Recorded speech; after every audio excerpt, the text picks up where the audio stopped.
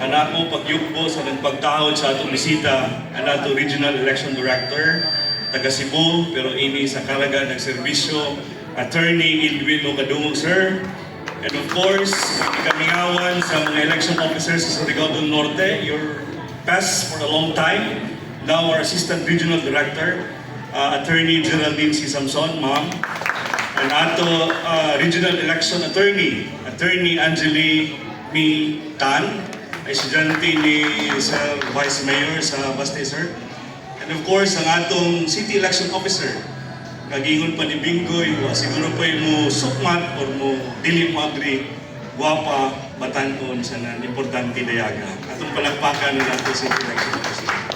And of course, ang atong partner, no?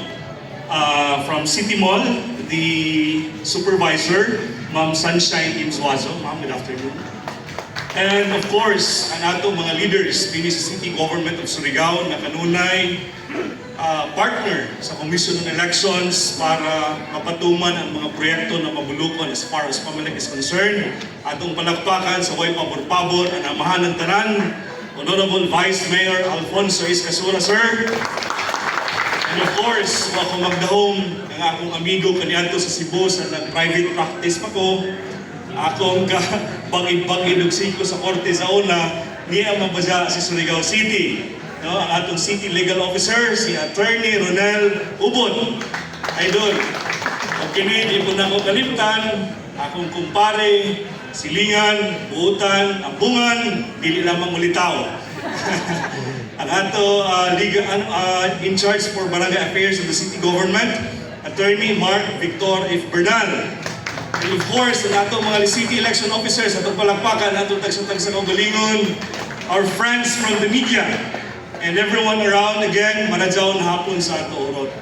Attorney Cubillan has laid down the picture, the processes that were undertaken in the creation of the mall voting.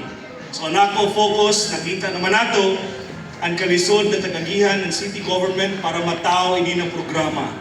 Ang akong role siguro din igo na lamang pag-congratulate sa atong city election officer for doing a very great job in realizing one of the aspirations of Chairman George Erwin M. Garcia when he assumed office way back in 2022.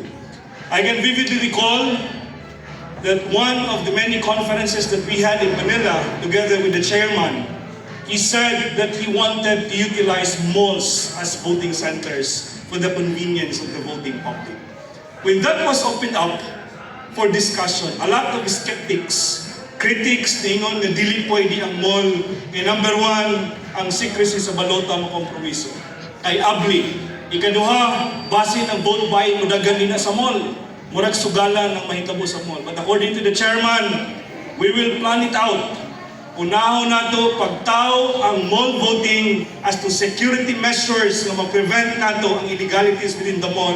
Planuhon nato na during the planning session. Because according to him, what is important is the convenience of the voters. Dili buta, dili bungol ang ato chairman nga kada eleksyon taas ang linya ang mga tigulang of senior citizens, mga PWDs, and other members of the vulnerable sectors usahay mo withdraw na.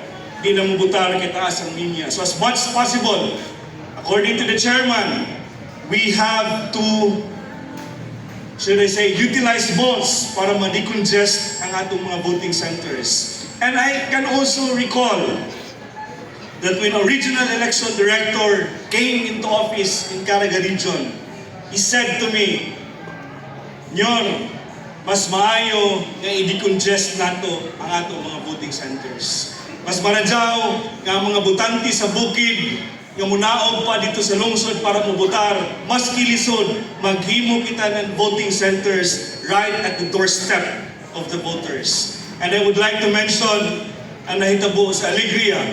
Atong patindugon po siguro, I'd like to take this opportunity to acknowledge the efforts undertaken by the election officer of Alegria. With all due respect, despite sa edad, despite sa iyang kahimtang, no, nga lisod pagsaka-saka sa bukid, pagpapirma, pagkumbinser sa mga botante nga maghimo kitang voting center, yet nagtao ang unong new voting centers dito sa Alegria, ang kabukiran nga daghang rebuilding kaniadto karon aduna nay voting center si election officer Liborio. And of course dinhi sa city moingon na uban nakabati ko sa media nga niingon nga gipaboran ang barangay Luna kay sila lamang ang aircon makabutar sa aircon nga facility. Ato na lang po siguro ngayon ang taga-mall nga ma'am, ang San Juan, butangan na itong mall, ang Lipata, itong butangan ng mall, ang ibang barangays para makabuting center na dito. Pero kidding aside, no, dugay na din siya nga plano.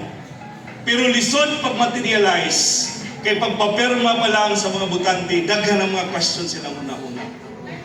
Sa paningkamot sa atong city election officer, with the guidance of our regional director and assistant regional director, despite of the difficulties and hindrances, gipush gid nato para mataw ning mall voting din sa Surigao. And we are happy to announce, as announced by our city election officer, this coming barangay elections, the voters sa barangay Luna, aduna na yung kalibo nga mubutar nga bugnaw ang pasilidad.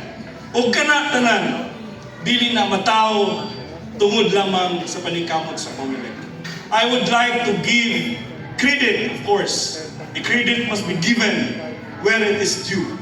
Aside from the Comelec, the city election officer, the regional office, as well as the provincial office of the commission, kining tanan, wala po ko nabungol, nabuta, nga wala nakita ang paningkamot sa atong city government. Atong palakpakan ang atong city mayor, atong city vice mayor.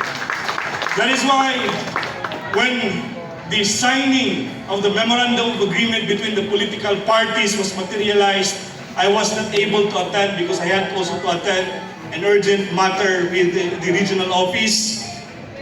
Nakita na ko si Vice, nakita na to ang mga political contenders din sa Surigao, ako nalipay.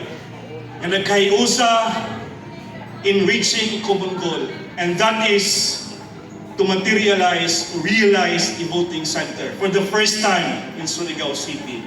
O kana po din nato kalimtan ang kaayo o kabaradyaw sa kasing-kasing sa City Mall nga nisugod sila nga anhin ni imuan o voting center. So sa mga kausap pa, daghan kayong salamat. Ako lang pong ipabot ng trabaho sa Comelec. Wala na human pagka-proclaim sa winning candidates. Right after the proclamation of the winning candidates, lain na pong trabaho atong gasikaso, registration, and so on and so forth, and creation of voting centers. Pero maninti busy, always busy. Yun akong anak, Daddy, why are you always busy? Yet you don't have money. So, mawagin siguro na ang pagpanerbisyo sa gobyerno. Permanente kitang busy para sa kayuhan sa katawhan. Sa mga kausapan, daghang salamat o maayong hapon ka na itong tanan. Mabuhi ang City Mall, mabuhi ang Comelec Surigao, mabuhi ang City Government of Surigao City as well as the Provincial Government of Surigao del Norte. Thank you very much and God bless.